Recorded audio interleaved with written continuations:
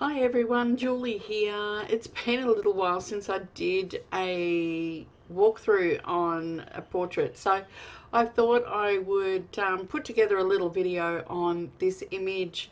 We're currently going with Naughty or Nice as the title at the moment, with that cheeky little smirk. Jess could go either way. This was from a recent workshop that I ran for Marilyn, as with Jess as the model, and of course hair and makeup was done by the wonderful Teighan Felton. So let's jump into it. So this is a finished product, but I thought I would come back all the way to the start and re-edit this so you could see what I did from woe to go. So it is quite a dramatic change. The first thing that you'll probably notice is that the focus was actually a little off in this piece. So I'm going to just Control J and duplicate this, and I'm going to run it through Topaz Sharpen AI. You may have other programs that you can use to do something similar. Okay, so I'm just going to go with the out of focus one here. It has sharpened it up quite a lot. I don't like what it's done to her skin, but that doesn't bother me. It doesn't fix all of the problems, but it does get us some of the way there. Okay, so that's without and that's with. So it has brought back a little more detail. Like I said, I don't necessarily like what it has done to all of her face, so I'm just going to come in and put a mask on that, and hitting Control or Command I, I'm going to invert that, then coming in with a white brush and just a soft brush, I'm going to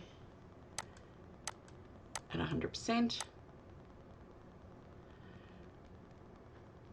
I'm going to put that detail back in.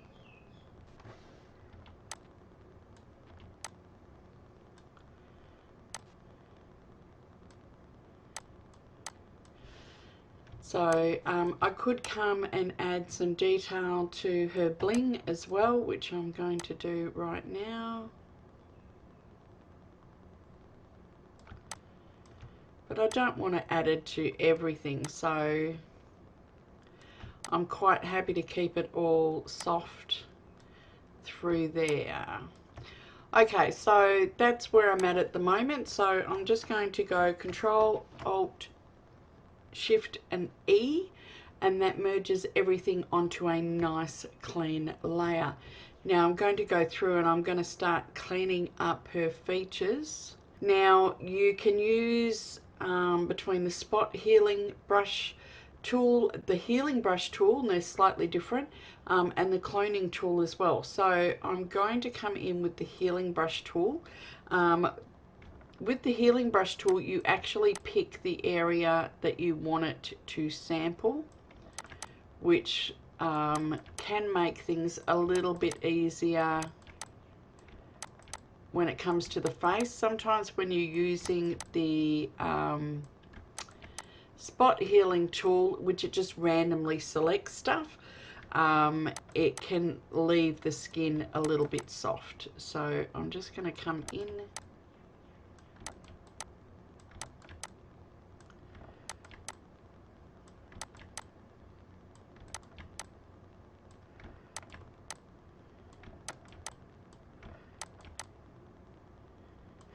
Now, I know this is a highlight of the jewelry, but it is a little distracting, so I am just going to get rid of that. I could have cloned it, and if I come over to the, oops, if I come over to the clone, and I'm just going to do it at 30%, and just to come in here, I could clone up around the eye area, just to get rid of those dark spots.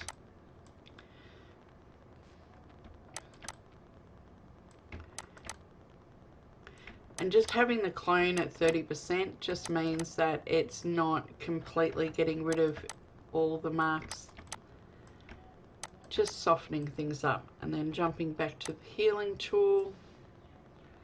Now I do just want to get rid of that little piercing.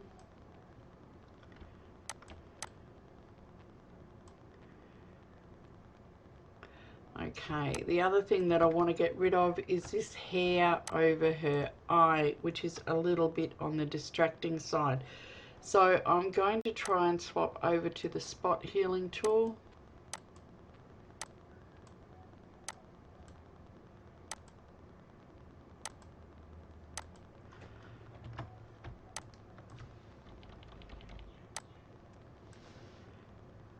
And sometimes you just have to take this a little bit at a time so that it doesn't get too muddy.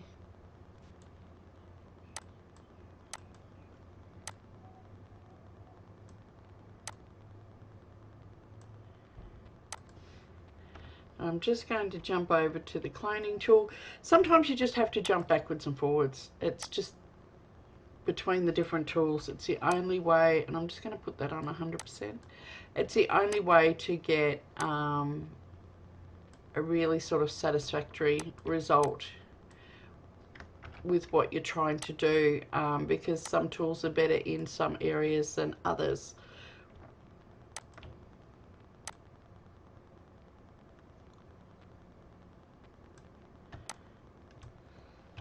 And jumping back to the healing tool.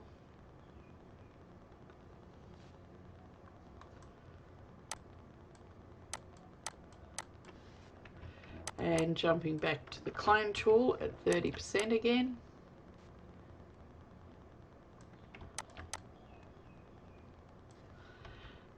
And just juggling between them all. So just finding that hair there just a little bit distracting.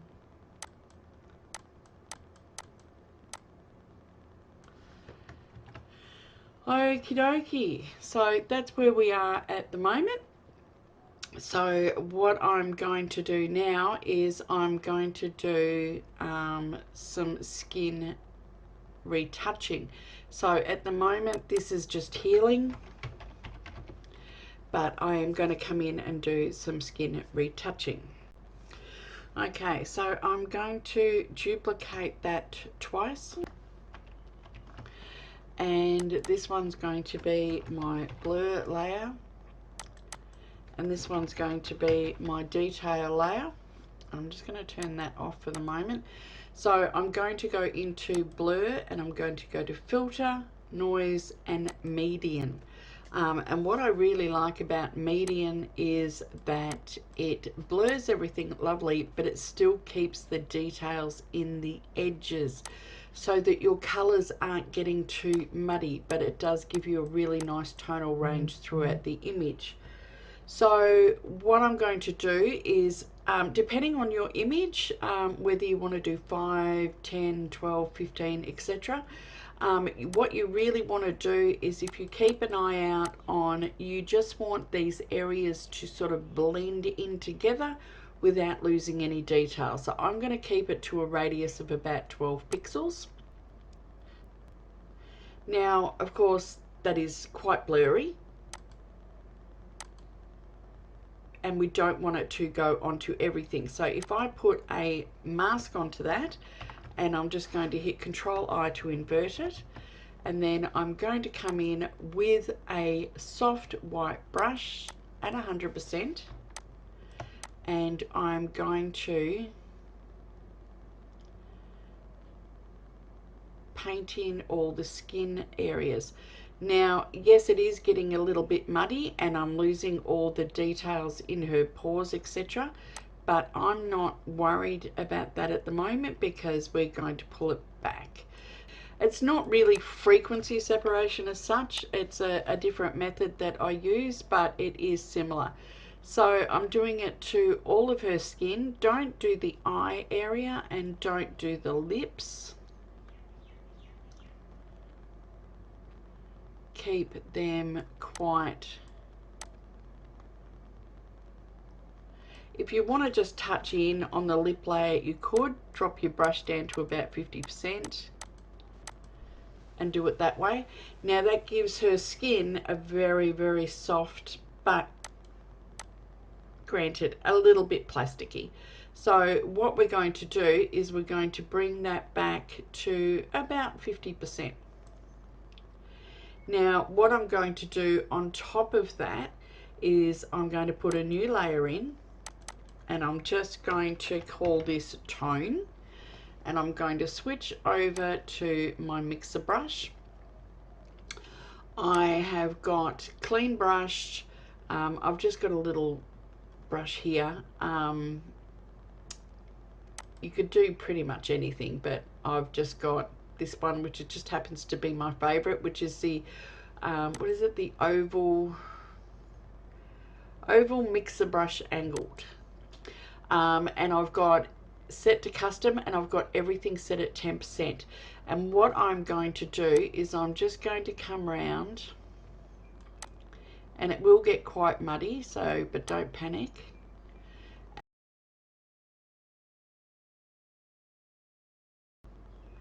And this just helps add that really, really nice sort of soft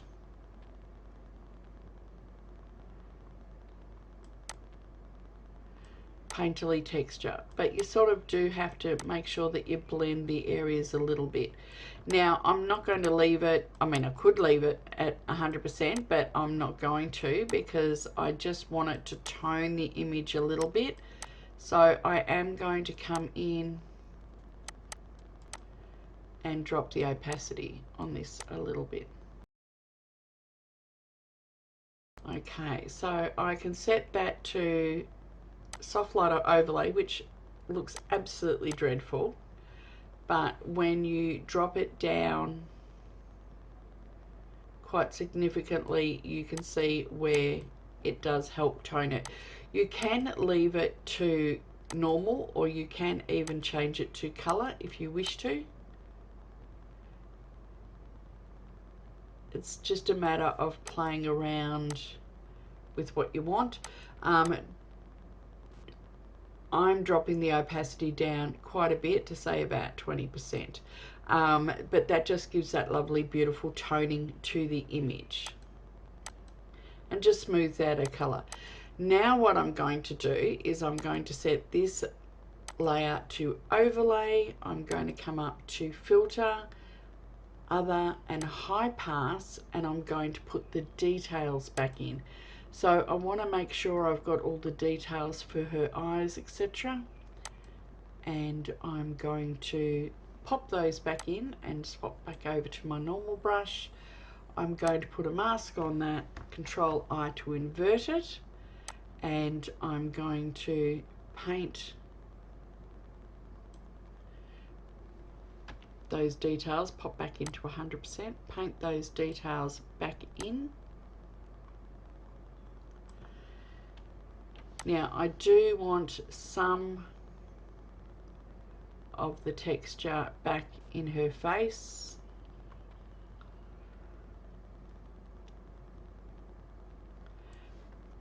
And of course in her jewelry and in her hair.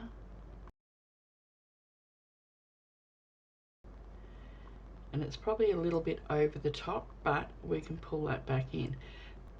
That puts the skin detail back in, so it doesn't look quite so plasticky. And I'm going to drop that down to about 30-35%.